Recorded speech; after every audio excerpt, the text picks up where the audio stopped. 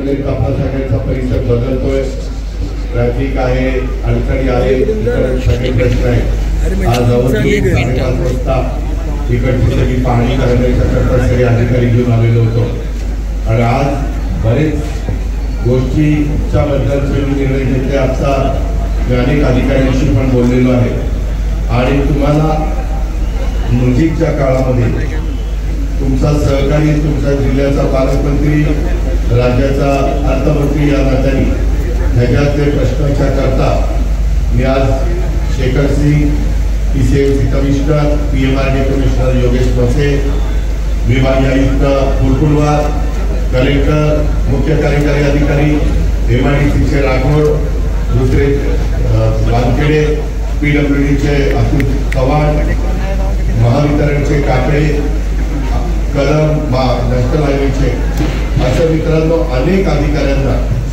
मी तिथं बोलवलेलं होतं आणि त्यांना काय सूचना द्यायच्या, MIDCनं काय करायचं, PWDनं काय करायचं, PMRDनं काय करायचं। PMRD, MIDC, नॅशनल हायवे त्यांच्याकडे काही पैशाची अडचण नाही आहे।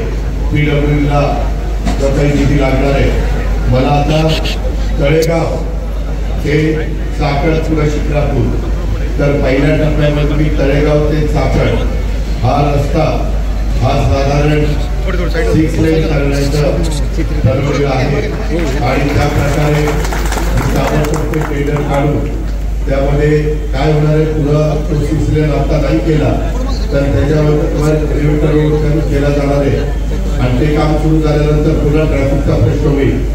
परंतु राजकीय खेळकरांनो मला तुम्हाला सगळ्यांना सांगायचं आहे की एवढं करून चालणार नाही।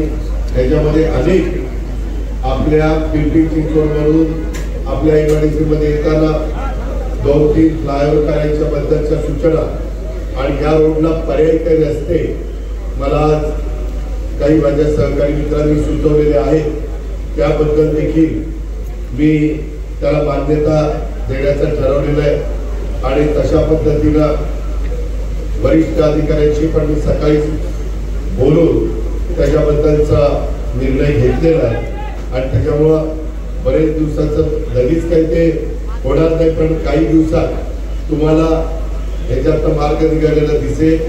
MIDCचे खड्डे आणि बाकीचे रस्ते आणि तिथले काही कामं होती ती पण वरची मंजुरीची अपेक्षा न करता ती मंजुरी मिळाली असं धरून त्यांना टेंडर काढायच्या सूचना दिलेल्या आहेत आणि अशा पद्धतीनं खूप तुम्ही त्रास सहन केलाय, तुम्ही सहनशीलता दाखवली।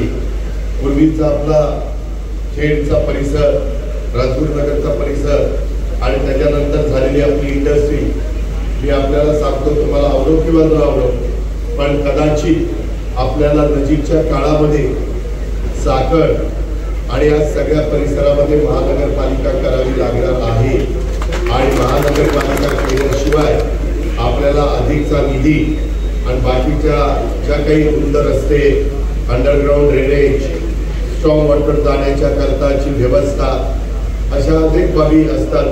त्याच्यामध्ये वर्ल्ड बँकेचे पैसे, जायकाचे पैसे आणता येतात, आपल्याकडं केंद्र सरकारचा निधी आणता येतो। या प्रकारे आपल्याला ते करावं लागेल। कदाचित काहींना ते आवडेल, काहींना आवडणार नाही, परंतु मित्रांनो काळानुरूप निर्णय घ्यावे लागतात। मी देखील राजकीय जीवनात गेले अनेक वर्ष काम करताना ठाणे जिल्ह्यामध्ये ठाणे महानगरपालिका एकटी होती, नंतर नवी मुंबई महानगरपालिका झाली, त्या जिल्ह्यात मीरा भाईंदर महानगरपालिका झाली, त्या जिल्ह्यामध्ये उल्हासनगर महानगरपालिका झाली, तिथं जवळच पूर्वी आता तो वेगळा तालुका झाला आहे, जिल्हा झाला पालघर, पण वसई विरार महानगरपालिका झाली, 6-7 महानगरपालिका झाल्या।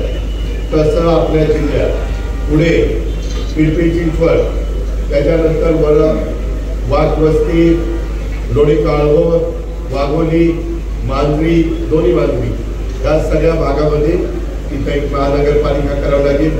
फुलसुंगी, उरळी देवाची तो सगळा परिसर, एक महानगरपालिका आपण नदी ओलांडून इकडं आलो म्हणजे पिंपरी चिंचवड मधलं की बाकीच्या भागामध्ये एक आपल्याला महानगरपालिका करावी लागेल आणि एक महानगरपालिका आपल्याला उजवणी आणि तो सगळा वरचा परिसर आहे त्या भागामध्ये करावं लागेल.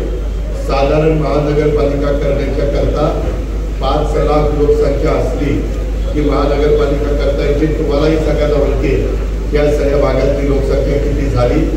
मी आता इथला चाकणचा DP प्लॅन पण असीम कुमार गुप्ताकडे आलेला आहे. त्याला म्हटलं की तुम्ही मंजुरी द्या, मी एकनाथराव शिंदे सर्वांची मदत घेतो.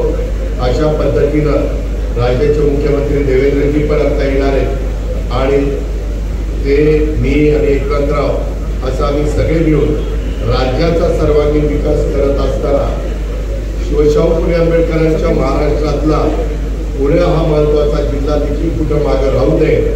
त्याच्यामध्ये इतिहास स्थानिकांना पण रोजगार त्या ठिकाणी अडचणी येऊ नये मिळण्याच्या करता असे अनेक खूप निर्णय आज आम्ही चर्चेच्या निमित्तानं घेतलेले. आता तुमच्याशी बोलून मला